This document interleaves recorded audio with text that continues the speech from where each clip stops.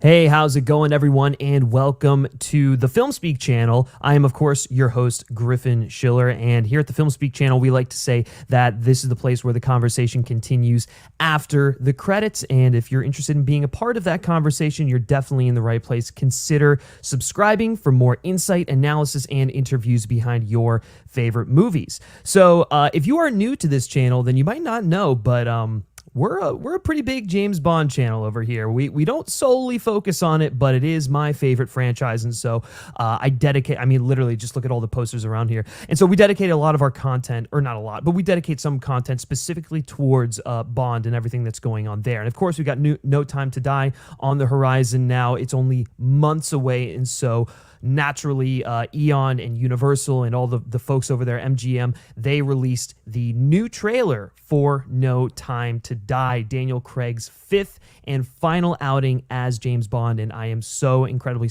excited to dig into it, give you our theories and all sorts of stuff, but I am not doing this alone. I'm joined by my great friend and colleague who also, focuses on a lot of Bond stuff. Him and I, our love of Bond is really what started the Bond content on this channel. And so I'm joined by Mr. Brody Cervelli. Brody, how's it going, buddy? Not too bad. I was actually, the more I thought about, because you made a comment about the mustache before. What is it? Selleck. Tom Selleck. Yeah, yes. yeah. Well, I was looking at myself and I was like, I'm like Henry Cavill if he wasn't jacked and beautiful. That is also true. That is also true.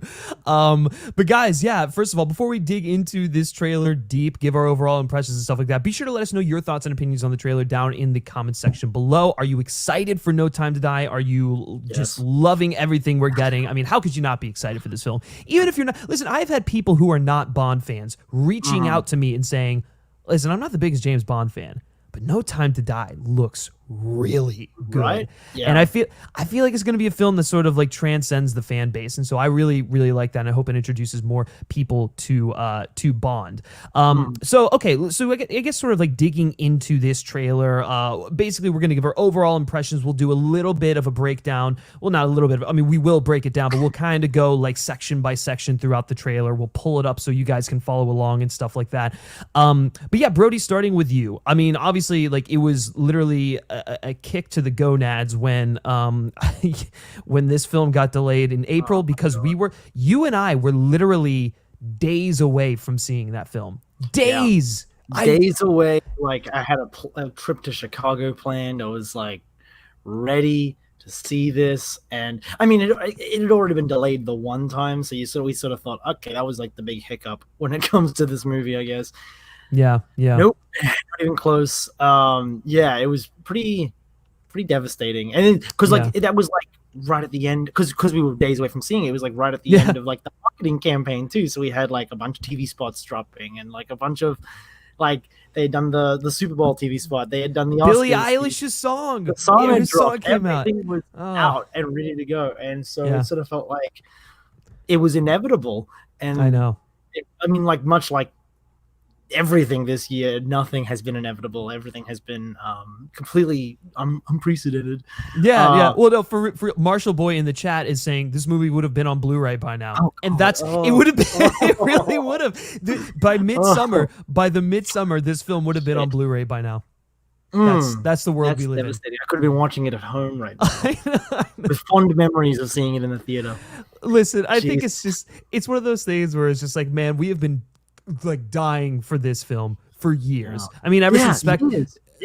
What year Spectre came out in, like, what, 2015, 2016? 2015, yeah, dude, it has been 5 years since Craig's last Bond film. It's actually kind of funny. It's been 5 years since his last Bond film, and it will be his fifth and final Bond film, and it's also Bond 25, so fives sort of everywhere here. But yeah, man, I'm like, and so we just heard nothing for the longest time. It was only recently that we started to get images of Rami Malek, Safin, and stuff like that. And so today, in the thick of Tenet getting released, the folks over at Eon were smart enough to drop the new trailer for No Time to Die. Everyone's feeling the spy film genre right now. They're all hyped up on Tenet, and they're like, just wait until you see what Cary Fukunaga has in store for you. You thought Tenet was good.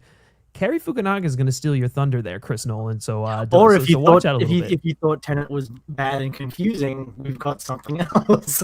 That's the thing, man. I feel like more people. I feel like No Time to Die is going to be more accessible to people than Tenet.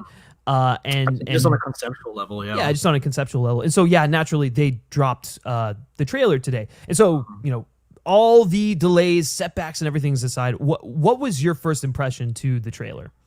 Like to this trailer, I think we spoke a bit about this when we started texting about it, because I think I slept in, so I didn't watch it when it first dropped, and then you were like on your phone, you didn't want to watch it on your phone. But when we did talk about it, the first thing I think both of us noticed was that Daniel Craig is like on another level in this. He's like he's I don't think I think just based on what we've seen in the trailer, this could be on par with his performance in Casino Royale as his best. That's what I completely echo that. I feel like that is the one thing aside from aside from everything else, right? Aside from everything else, well, aside from especially Linus Sandgren's cinematography, which is astounding. I think he's really got I feel like he has a real shot at the best cinematography Oscar there. So Craig's performance. Oh my God! Like I don't know if he's had this much fun like ever making one of these. I agree with you. Since Casino Royale, he has that same like. Cheekiness. He's got the like one-liners. Yeah, he's just there's an enthusiasm there. Like that, I think. I mean, I especially noticed it in his scenes with Anna. So it sort of seems like maybe he's bringing a bit of that energy from Knives Out into this. Yeah. And it seems like he's got like this, like a real passion for it. And all of his delivery is just, even when he's doing the serious, dry kind of like his aloof, cool guy. His Bond thing, there's still like there's this dynamism to him. He's just, I was completely not that he's been bad in any of his films, obviously, right? Although people will complain that he's a bit tired in Spectre, but I just think he's playing Bond, at least playing Bond with a broader spectrum of emotion than he has in the last couple of films. It seems like he's willing to do I think maybe that's like more to do with the story. The story is giving him the latitude to do because he's a funny guy. Like if you've seen him in interviews, he's. I mean, listen, those allowed to play the comedy and allowed to play the more rather than just like the dead serious. Because I think a lot of his previous films, not like not a criticism, but just they definitely pigeonholed him in, very grim, serious, deadpan. Yeah, I mean. That's the thing. It's like, so like this entire trailer, and it looks like what we're getting from this film is the antithesis to the past two films. And I was seeing a lot of people sort of like talking about how his tenure has really changed and evolved throughout the course of him being Bond. I feel like it is legitimate. Like now seeing this trailer, it is legitimately the trajectory that Connery's films went on. Absolutely, Casino Royale and Dr. No have a lot more in common than you think they do. I mean, at least tonally, there's kind of a stripped down, very, very not simple, but just in terms of tone and style, just very like straight down the middle. And then I mean, like we've talked about this before, but like there's just this like kind of escalation in terms of not only like the fantasticalness and the scale of the films, but just in terms of like For Russia with Love's a little more serious, a little more. Well, and the other thing with From Russia with Love is it's more of a real world scenario, right? It's kind of grappling more so with the politics of the time. Which whatever your thoughts are on Quantum, that film is 100% that. And then obviously Skyfall is like more of the traditional Bond film. It's like Craig's it's literally just like disconnected from the overarching story exactly of the tenure, I guess. And then with a big like eccentric colorful villain, and then and then you get the big long slow movie. That is right. Spectre is very much Thunderball, that's for sure. And then this looks to be like just bombastic and huge and larger than life. Fantasy more than just like straight up espionage, which 100% is a huge part of the character's appeal. So it's nice to see that he's pretty much done every kind of Bond film you could possibly do. Right. And here's the other thing, just given the state of the world right now, I don't think we want a drab and overly serious Bond. I mean, that's why I think when you and I would talk about this after Craig, they'll probably go somewhere more along the lines of like Roger Moore kind of Bond, or like a Pierce Brosnan kind of Bond, something that's like light, fun, action packed, but isn't like so self-serious. Just because of what's going on in the world right now, I feel like we need that escape. It's one of the reasons kind of where entertainment has gone in general. Yeah, exactly. So that's why I feel like this is the great segue into that, whatever they choose to do next.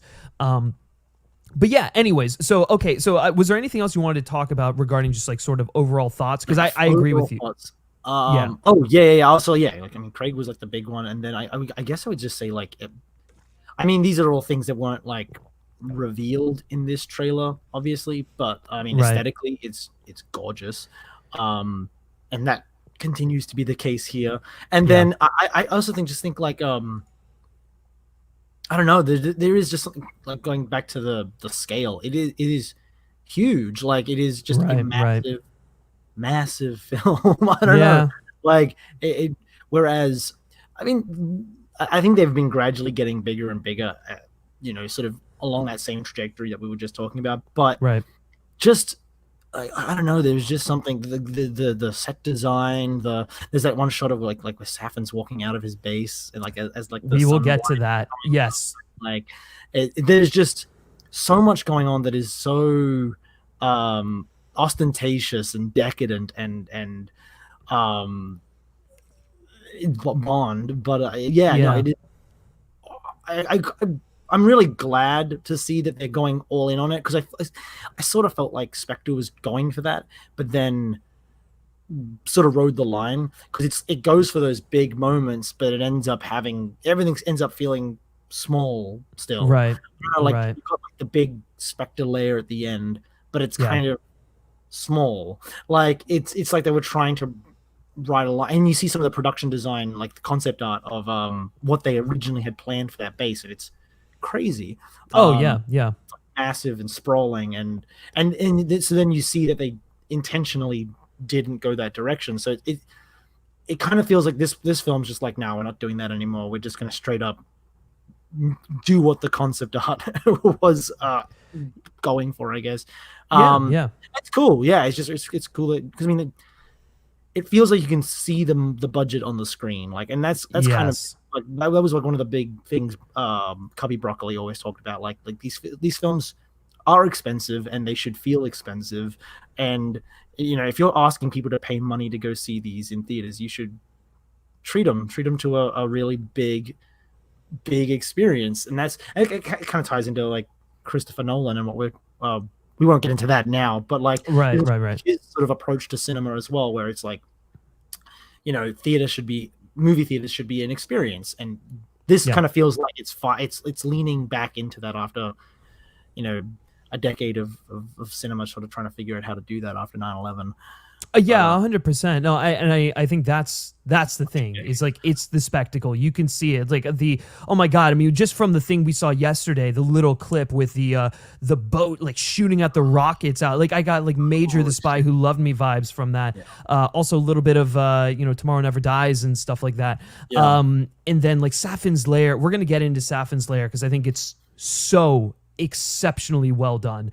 It's got shades of the Kill Zone or the Kill Lair from The Man with the Golden Gun, Scaramanga's lair, but then it's also got that like the Funhouse, then it's also got like a little bit of that the Dr. No vibes in there, which I just full blown just gonna throw this out there. Safin is not Dr. No. We can stop with that theory. I thought we already there are still people out there who are like, Safin is Dr. No. Look, this layer proves it. And I'm like, he's not Dr. No. And if he is, I will eat my words, but I have it good. I have information legitimately. Like I know for a fact that he is not Dr. No. But if for whatever reason that had changed, I will gladly eat my words. But he's not Dr. No. Anyways, and none of this suggests that he is. I mean, like he's got a layer. It's like, okay, he could be 10 different Bond villains. Like, exactly. Like I just think it's the kind of Japanese sort of architecture and aesthetic that Cary Fukunaga really enjoys. Yeah. That's really what it is. I mean, if we're talking about the layer right now, there is that one shot, the kind of the wide shot, where like right before he's walking out, and it looks like let's see if I can pull it up. It's very, I mean, it looks very like You Only Live Twice, like the volcano almost. That one, yeah. This entire area right here, area there, but like right before that, when it's like the wide establishing shot of like of the like, that right there. That is so You Only Live Twice. But also something about that little inlet there with like the docks and all that does. I mean, that's the only thing I will say that does look like Crab Key, like a lot. It does. Yeah, it does. I mean, it just looks like a melding of multiple Bond layers. Like that's really what it is, right? I mean, I wouldn't use that as evidence. I mean, it's just that it has a dock, and Crab Key's the only Bond layer I can think of that had a dock in it. Yeah. Unless it was like, unless you count Stromberg's literal boat.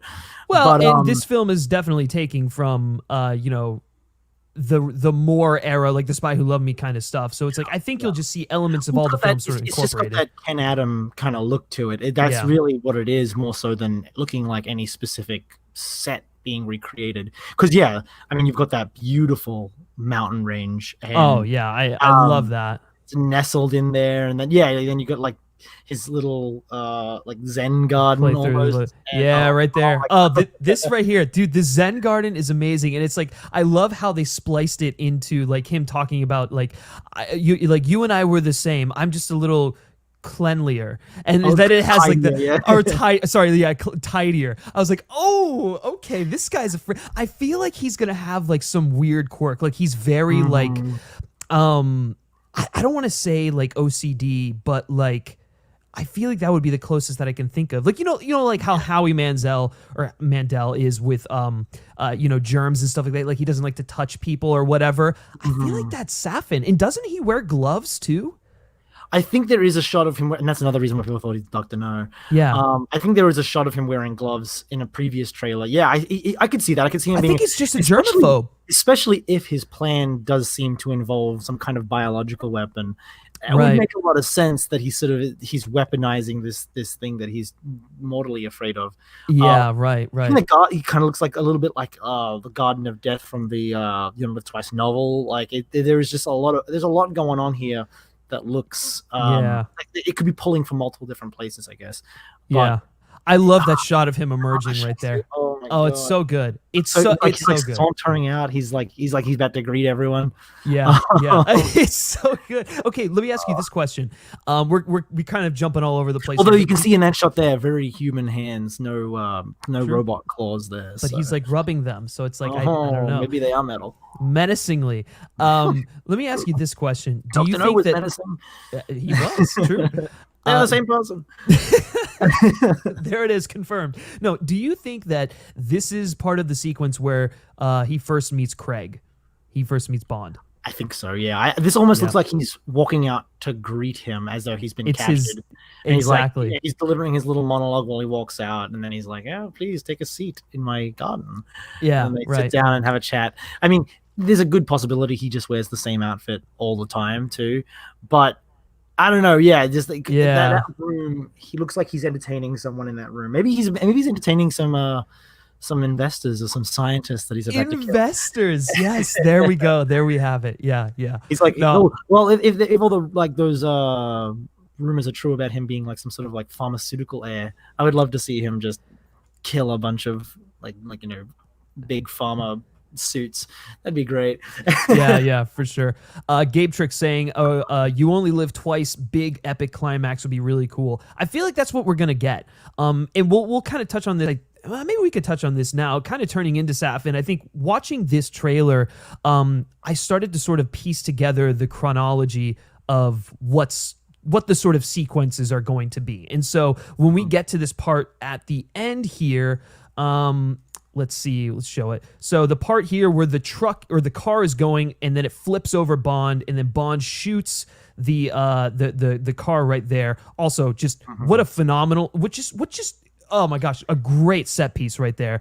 Nothing too over the top, but just heightened enough with just like Craig's composure that makes you go crazy. But right. I mean, that's kind of the thing. Like it's the I guess for like one thing that has been so different about Craig, and as compared to other Bonds, I guess, is that I think for a lot of people, for a lot of like especially older generations, Bond has always been like the guy who never breaks a sweat. He's Right. always cool, calm, collected, and that's part of his cool factor. He just does Right. things, and he's good at them. And that kind of reminded me a bit of like, because like the beginning of Craig's career, he was definitely a little more like sort of like when he was flying the plane in Quantum of Solace and he gets like frustrated with it and like things like that. He's like he isn't perfect at everything, and by this point he's just stepping aside and letting the car just fly by. Like he's cool, and I think that's like the perfect.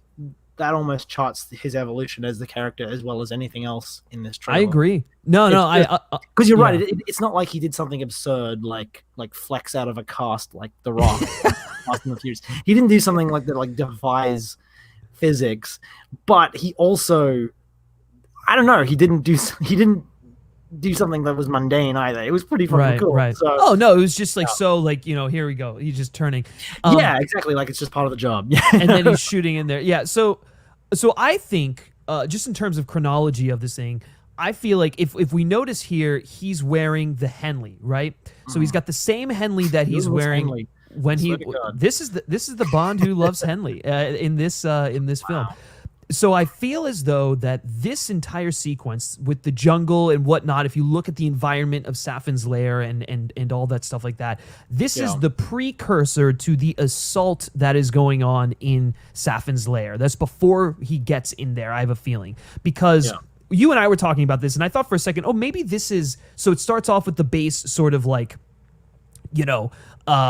assault or whatever, and then it goes into this jungle chase because they're escaping with Madeline or something of that sort. That's originally what I thought, but I'm thinking because he's got the brown like jacket on, I'm like, well, he doesn't have that in the base assault, so maybe if he sheds that, I feel like that's probably like he'll probably shed that, go into the base, because I feel as though in this sequence he's chasing after Safin and his goons that have already kidnapped Madeline, because as we've seen from previous trailers, it looks like they're kind of like driving off or flying off with her, and then he kind of looks up in the sky, and I think that's all part of this same sequence. So I don't know, did you have anything to add on that?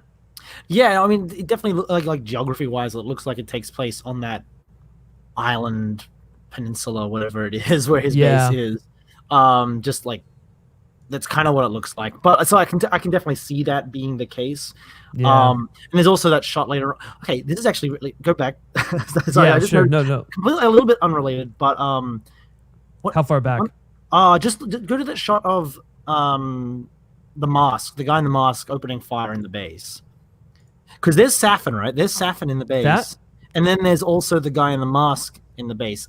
Are we 100% sure that is Safin in the mask? Because it doesn't seem like it is anymore. Because they seem to be in the same location, instigating some kind of violent, gun action. Yeah, right. So presumably during the same scene. I don't know. See, is that the base? It kind of looks like it is. I also feel like this might be earlier on in the film. I mean, potentially. It might be in Norway, but it doesn't. It kind of looks like the base to me. I don't know.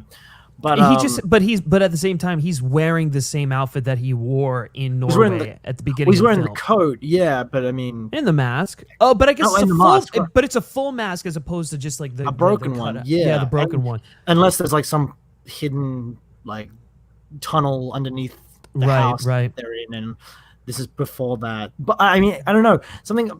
Just like I saw that shot, and then I saw the shot of Safin also in like what looked like the lair anyway. Oh yeah, when he pulls the gun. Let's see. Later, yeah, and he pulls the. I don't know. Or maybe it was a little bit before there. I'll go back to it, but yeah, go ahead. Maybe they're not the same person. I don't know. Well, here's the other thing, because we haven't really seen. Yeah, nothing's been confirmed that that's him. That could just be something that he wore at one point, and now his henchman, what was it named, Primo? Maybe he wears it now, or maybe that's something that people in their like weird little order wear. I mean, I have no idea. I mean, I have no idea, but I also think that so okay, here's the thing. If Safin is dealing with genetics or, living forever, and we know that Purvis and Wade had a hand in the script. I have other theories regarding that, but what are the odds that he cloned himself so that he can live forever? I mean, that's potentially, yeah. I mean, that seems within the realm of possibility. It wasn't.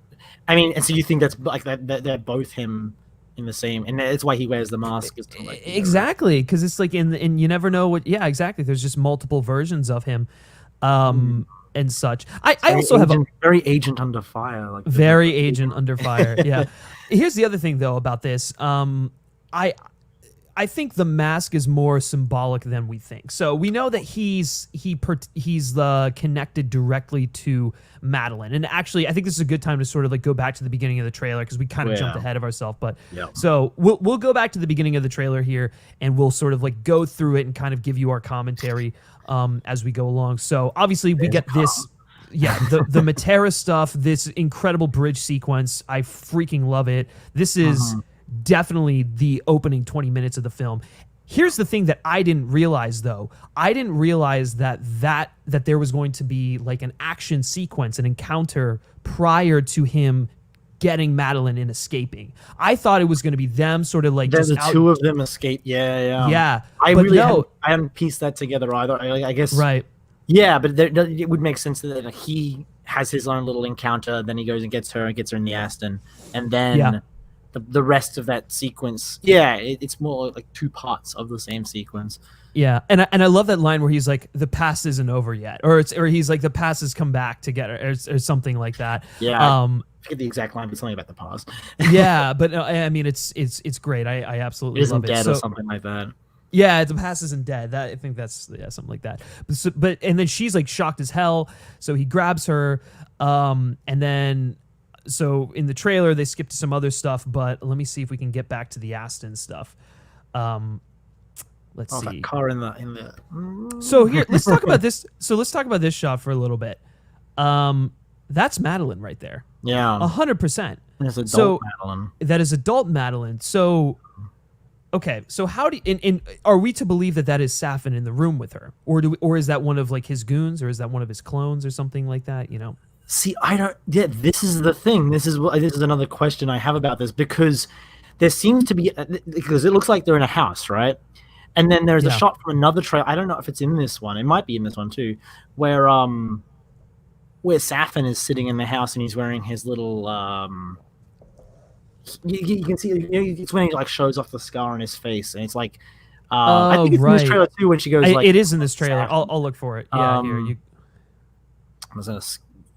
She says like it's around there. Yeah, his name is. She finds the mask. There he is. Yeah, she says she finds. It looks like the same house. There's a broken mask, not the one that the guy's wearing, and he's wearing something completely different. So I'm starting to think that Safin is not the dude in the outfit.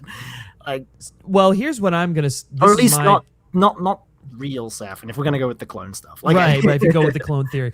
So here's what I'm going to assume is the case, and based off of just sort of rumblings and stuff, I think this is probably where it's gonna go. So, I think that the encounter in Norway happened long ago.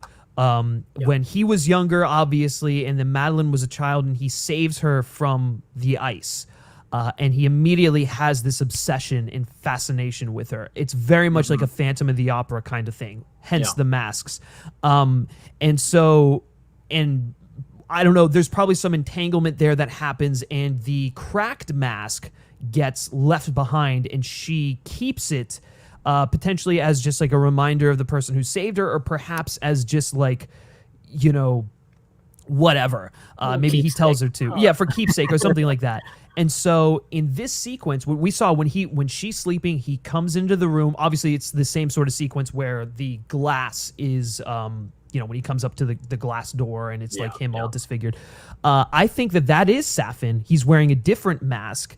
He like talks to her or whatever, takes off the mask, and this is part of that conversation, right? He takes off the mask and the coat. Yeah. Like, I don't know. It kind of mean, looks like he's just wearing, like, it kind of looks like what he's wearing is not conducive with what with the coat that he's wearing. I don't know. It kind of looks like he's wearing his big, like sweeping, like tunic looking thing. Well, I mean, again, we have no idea what he's wearing in underneath the coat in this sequence. Here, I'll go. Yeah, I know. I mean, I get that. It just seems like a strange costume change. Like, like in terms of just like blocking the scene out. Why wouldn't you just have him take the mask off and keep the coat on? True. So I would almost say I think you're right that the mask is symbolic and very important to their relationship and whatever else.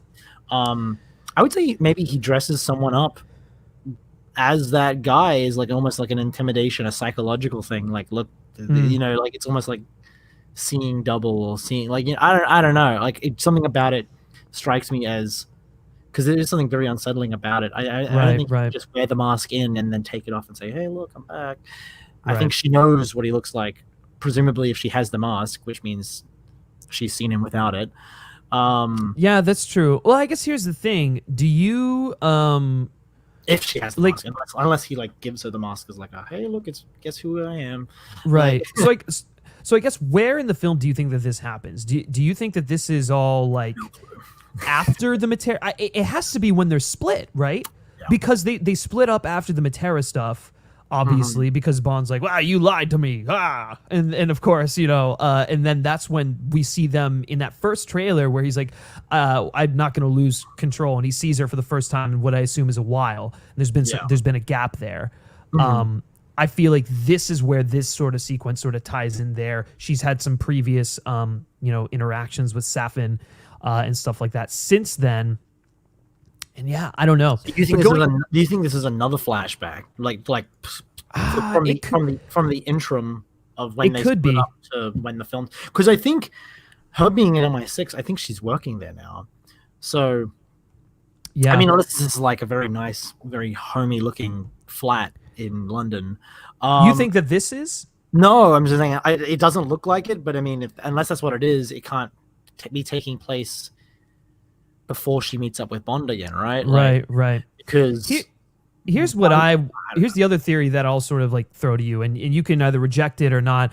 What if this sequence, if that's not actually Madeline there, if that's her mother?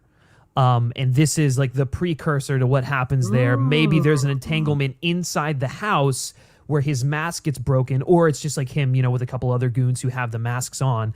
Because it does look like Madeline here, but like, I mean, I would assume that maybe they just get someone to double for her mother or something like that, and she just resembles her. So I have no idea there, but I don't know. The whole connection to Madeline is what fascinates me because, in my opinion, I think this is sort of where the whole film is sort of going.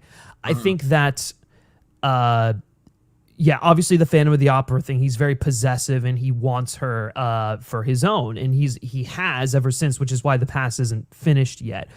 He obviously has his own mission about like, cleaning or tidying up the world of what's going on, and perhaps that ties into Madeline a little bit more.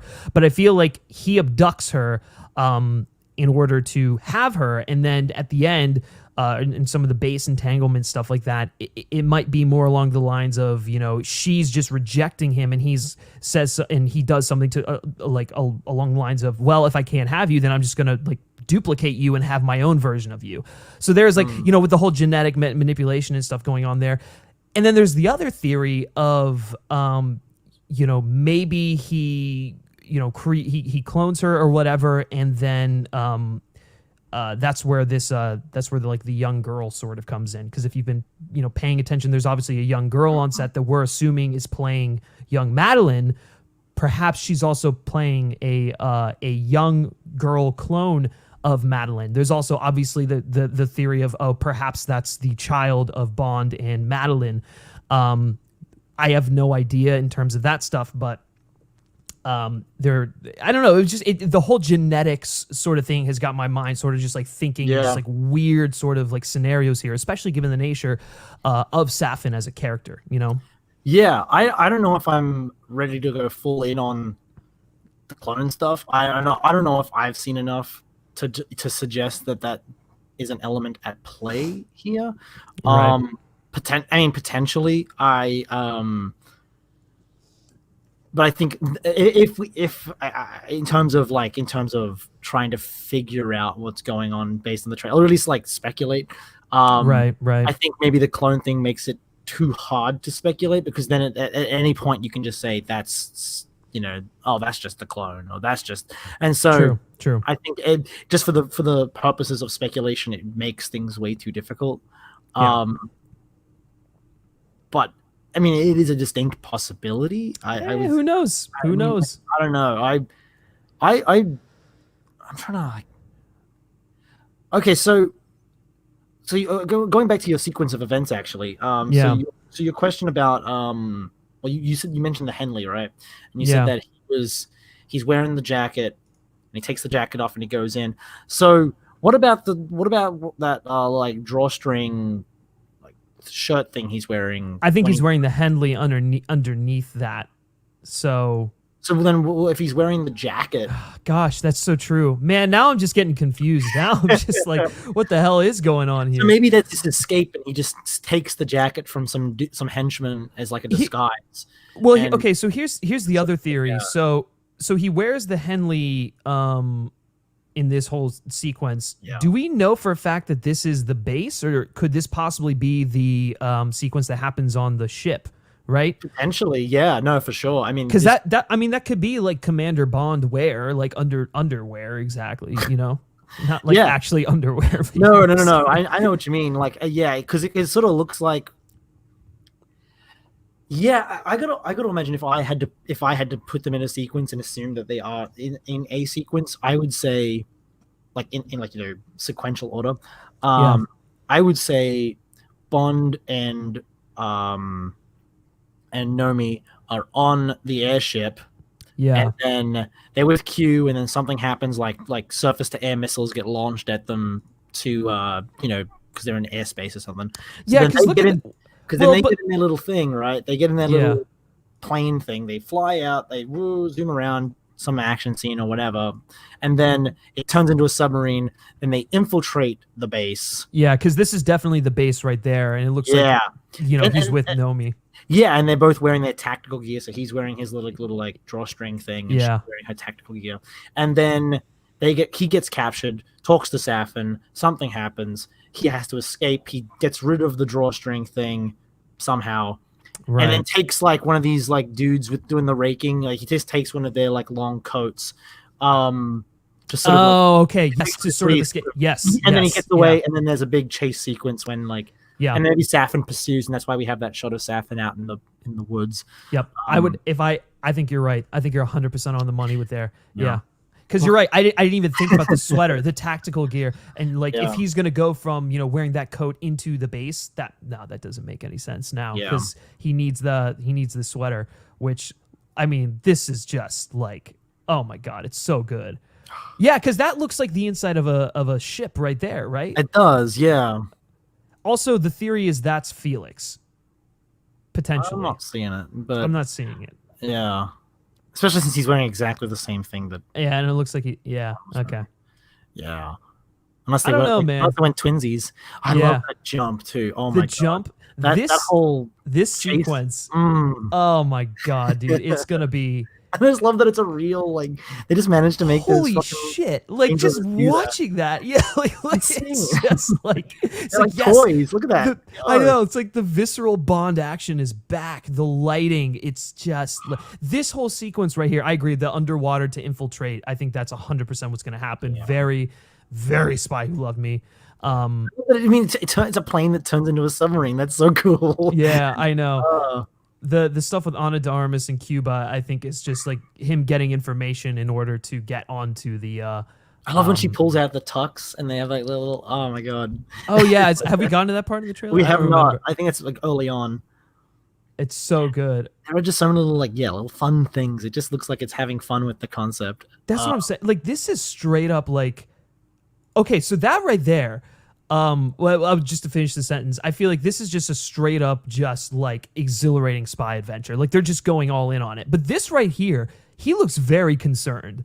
Like, he's like, listen, if we don't save the world, then I don't know what's going to happen. Like, he seems like there's a reason why he's, right. This is more than just, oh, Bond saving the world type of thing. I feel like there's personal investment in this. You know what I'm saying? So, and I think I almost think like based on his reaction, based on everyone's reaction, I don't think it's going to be like it's going to be save the world stakes for sure. Yeah. They literally say it's save the world stakes, but I think it's not going to be like we have to stop this weapon from. People are going to die, but I think the way in which they're going to die is going to be interesting. I think if it's tied into all that genetic stuff, all that bio, engineering or whatever. Right. I think he seems so concerned because it's unlike any. It's not like you can just go and stop the bomb. You can't just switch it off and save the day, mission accomplished. Yeah. It seems like it's something that's almost too hard to stop. Right, right. It's too complicated to stop anyway. So whether that be like something like a virus, something like where once it's out, it's gone. You've lost. Right. Yeah, he does. His mood does seem very concerned there, and it sort of matches what Nomi's saying early on. She's like, he's going to kill millions, and exactly. Well, that's the thing. And John Riggs is in here saying, the mission that changes everything better not mean they're killing off Bond. And then he follows that up by saying, because I said I doubt they kill Bond. He says, I hope you're right, but there seems to be a weight and seriousness about this one that feels different. Let's go back to the child theory. If he has a child, that makes him more personally invested in preventing, the end of the world. Also, if Safin has Madeline and his child, then this is like a new, it's like, again, it's more than just like saving the day. It's like, no, he has to save his family now because he has, again, it's more of a personal journey for him. So they'll have this big spy spectacle with a very, intimate emotional core, which I don't know if we've necessarily ever seen in a Bond film before. Take the father stuff out of it. I feel like, just this sort of story is just, I can't remember the last time we saw something this intimate with the grandiose spectacle going on. Casino Royale and Quantum definitely have the spectacle, but nothing to this extent, No, for sure. I think when it comes to something like that, I think the close this is probably feels a more akin to something like Majesty's, where I think that's really the only one I can think of where there is massive scope and also very intimate personal stakes. Because you're right. Whenever they sort of do the intimate personal stakes, like you look at Skyfall. Skyfall is a big film for sure, but when it gets to like that third act, the stakes are very, very intimate. It is just right on a house, a moor, and him and M and Silver, and then they sort of kind of go for that in Spectre, but I don't know if it fully lands in the way that I think it's probably intended to. But this is like like in the same way that Majesty's was this massive film, but also about this relationship in a very intimate way. Yeah. That's what this kind of reminds me of, that where it's like you're taking the scale of something like The Spy Who Loved Me, but then you're taking the personal stakes of Skyfall or Casino Royale or something like that, and finding a way to marry them, finding a way to make them coexist. So I don't think that's, if it's been done very, very infrequently. Only because the form doesn't really allow for it too much. But I love that shot of M with the car and the big turbine. Oh yeah, that's great. Oh my god, look at that. There's is that a Lotus? I know. I think that's that's like the concept car Aston. Oh, okay. Yeah, I think it is the concept car Aston. Yeah, for sure. That's probably the one that Lashana drives. Yeah. Okay, that makes sense. I just love that he's just hanging out with that fucking car. Let's talk about this though for a second. the Bond Blofeld encounter, he's like, now your enemies are my enemies. Mm-hmm. That's pretty crazy, the fact that so I don't think Blofeld's going to have much. He's going to have a big role in there. He'll sort of point him in the right direction, but that's about the extent of it. Again, as we when we broke the news that Christoph Waltz was coming back, which we did do, by the way, folks. We did. I'm very proud of that one. I am too. It feels like a lifetime ago, though. I know. When that happened, we were basically saying, oh, he's going to be kind of like a Hannibal Lecter kind of character where he pops in and out. He'll be interacting with Madeline and Bond, but he's not going to be pulling the strings. And I think that seems to be the right move. Because why would Blofeld want to destroy the world? He's just a criminal. He wants to hold it at ransom so that he can.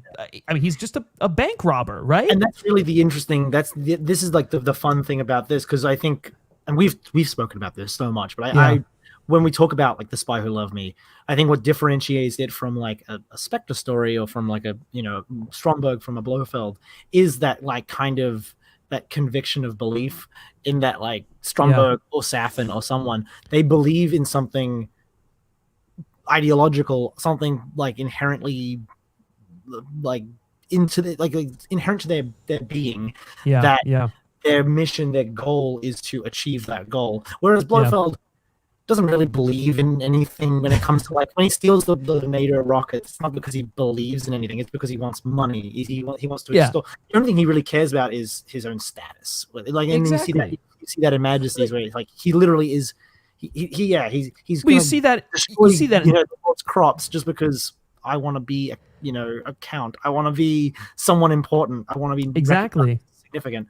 Well, you see that in Spectre too. The whole plan for him to do what he was doing with Bond was to toy with him because he ruined his childhood, which is really petty, and I think it's what some of the weaker motivations that Blofeld has ever had.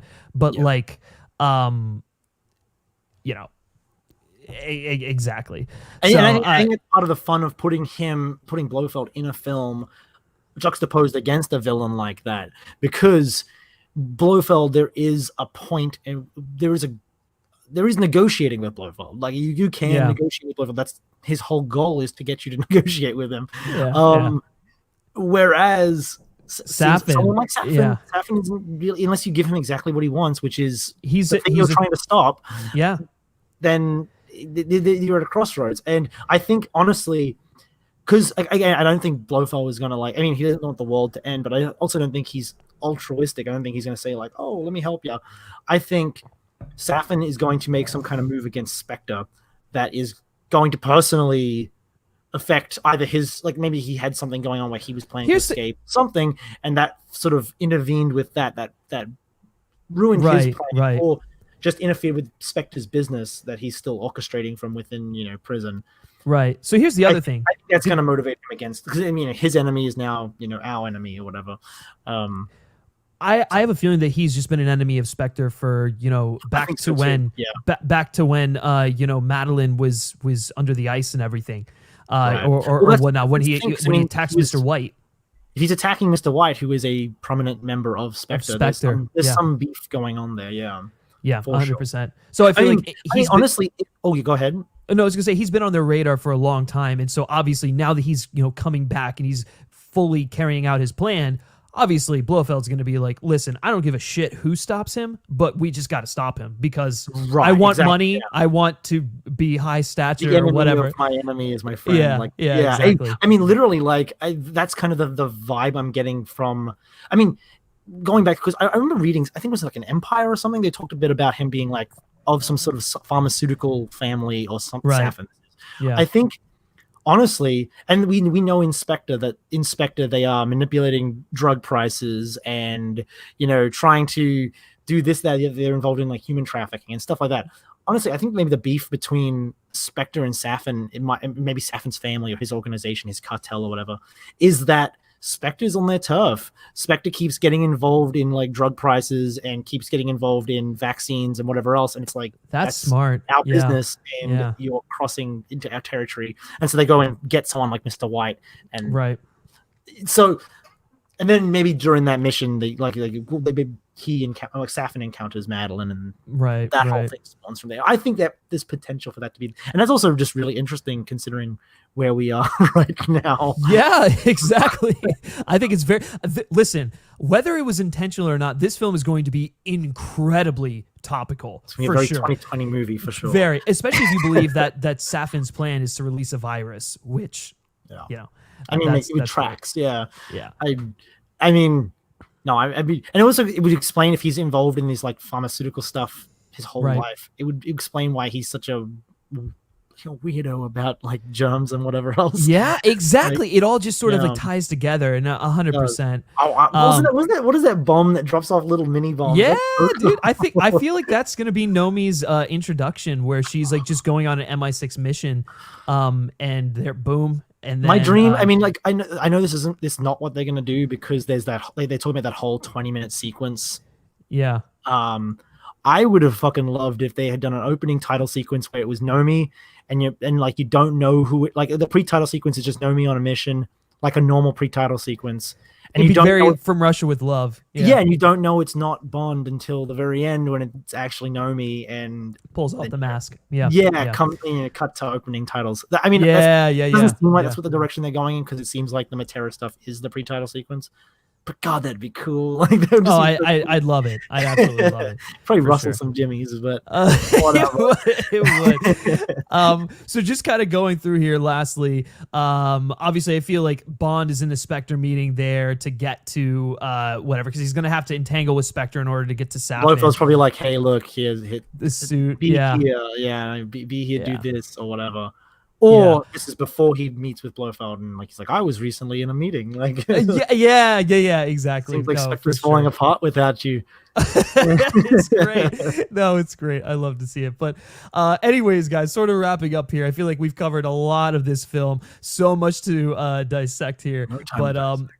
No time to dissect, if you will. But before we sort of close out here, be sure to let us know your thoughts and opinions on anything we've discussed, all the crazy theories we've discussed down in the comment section below. We'd love to hear from you down there. All right, Brody, closing thoughts on this. Keep it brief. What are you thinking?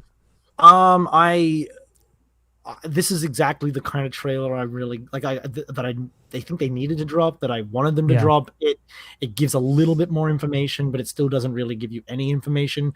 Like it contextualizes things that we already sort of were assuming, like that Madeline and Safin have some kind of connection and things like that. But we still don't know what the nature of that connection is. We still don't know what Safin's plan is. We know nothing, and yet it gives us a couple more nuggets to let us, continue speculating, because it's been so long since we pretty much got anything from them. So it's more just about like putting some water on those seeds that they already planted. And I mean, in terms of just like showing off the action, showing off that the money is on the screen, so to speak. Yeah, I am so down. This just looks like the kind of Bond movie that people who are fans of the Craig stuff are gonna want to go see. And people who are fans of like the old stuff, who maybe they didn't like that Daniel Craig made everything so serious, they're gonna like this too. It sort of seems like it's the best of both worlds, at least in terms of the marketing approach to it. Yeah, and so, I think a lot of justice, I guess. Yeah, I think it's going to be the most accessible Bond film to date. I think it'll be a great entry point for people who have never seen a Bond film, and it will cause them to. Ironically, right. But it's still. I think I agree with you. The money's on the screen. It's pure spectacle. It's heightened just enough while still remaining grounded and gritty with the Craig era stuff. Safin looks like a phenomenal villain that I'm so fascinated with. I think he has the potential to be one of the best Bond villains to date, and that's not an easy. That's not easy. Given the fact that we've had Javier Bardem as Silva, Mads Mikkelsen as Le Chiffre, and then obviously going back to Goldfinger and stuff like that. I think Safin will be up there with them. I can't wait to see it, man. And the Hans Zimmer score, I might be even more excited for. I know if I wasn't like literally about to jet out here on something, I'd say that we gotta we would talk about that. But the only thing I will say is it looks like he's just going full blown classic John Barry from Thunderball, just full blast brass horn rips, and I've missed that, so it's great to see it. But anyways, guys, that's gonna do it for this trailer breakdown of No Time to Die trailer 2, or the final trailer Again, let us know your theories and thoughts. Is it? I don't know. I thought it was, but anyways, let us know your thoughts and opinions down in the comments section below. Yeah, right. Track of the fucking months. I know. Anyways, thank you, Brody, for joining me as always. Where can everyone find you? You can find me at Brody Ceravelli on Twitter. It's right down there somewhere. And then I haven't really been on there very much, but at Twain Pod is the Bond one that we the Bond account. Yeah, we're thinking about doing some more stuff on there, so we'll come back. We've got things formulating. Famous last words. Yeah, I'm not going to commit to anything, but yeah, potentially. Yeah, for sure. And then if you haven't done so already, be sure to like this video, share with your friends, and subscribe to the channel for more Bond content and also for more movie and television related content. Like I said, the conversation continues after the credits. Some cases before the credits have even rolled, like this one here, but we want to continue that conversation with you all, so be sure to subscribe for that. You can like FilmSpeak on Facebook, follow us on Twitter, just search FilmSpeak. And lastly, if you like me specifically and you like what I have to say, you can give me a follow on Twitter at Griff Schiller. All right, guys, thanks for tuning in, and we will catch you